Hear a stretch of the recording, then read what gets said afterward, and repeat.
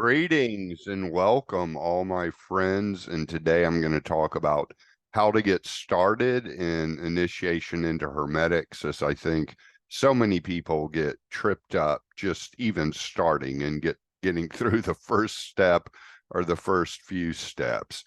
But before I do that, I want to announce the many things I have going on. I have a new course on Perseus Arcane Academy on emotional release using the Sedona method. I have a course on steps 4, 5, and 6 at Perseus Arcane Academy. And I have a free class on steps 1, 2, and 3 on Perseus Arcane Academy. I also offer group sessions that are Akashic transmissions for 30 minutes, and then there are 30 minutes of discussion with other Barden practitioners. The cost is only $25 per person.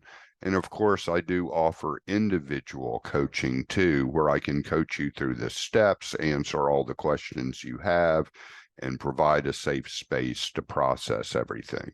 If you're interested in any of these things, visit clintsabaum.com, or interested in my coaching, really, and visit clintsabaum.com, or just email me at thegraveyardcowboy@gmail.com. And for my courses, they're all on Perseus Arcane Academy. So let's get to it. How to get started in initiation into hermetics. Well, I'll say this.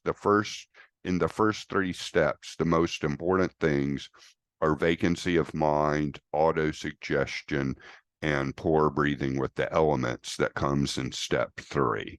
So focus on those. A lot of times most of the time, people spend way too long on the soul mirror and come up with like 150 characteristics, which is way more than necessary because the soul mirror is an ongoing thing. It's not something that has to be done in one fell swoop when it comes in the text. So keep that in mind. And the thought control and thought discipline, really all of that will come with just achieving some vacancy of mind. And I've given a lot of great podcasts and videos on techniques of achieving vacancy of mind. So if you haven't looked at them, scroll back and look at those, in addition to obviously the advice Barden answers. And if you don't get vacancy of mind perfectly, like you don't have to hold it for an hour or anything extravagant, but if you just get, like to the point where the thoughts stop bubbling up and you just get awareness without thoughts, that's really what you're going for. And that's an ongoing process. That's a lifelong process. And that's the only game a lot of spiritual gurus have. That's basically all they teach.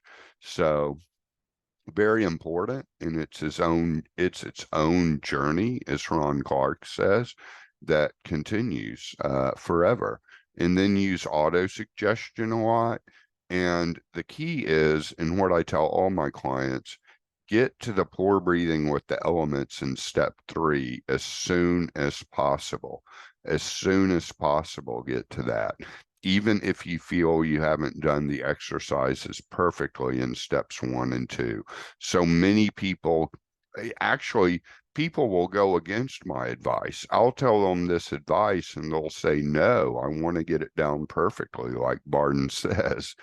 And I try to get them to that pore breathing with the elements in steps 3. And then you can go back and do steps 1 and 2 more, and you will do them a lot easier. And the visualization and the sensory stuff, that will all come so much easier with the pore breathing of the elements.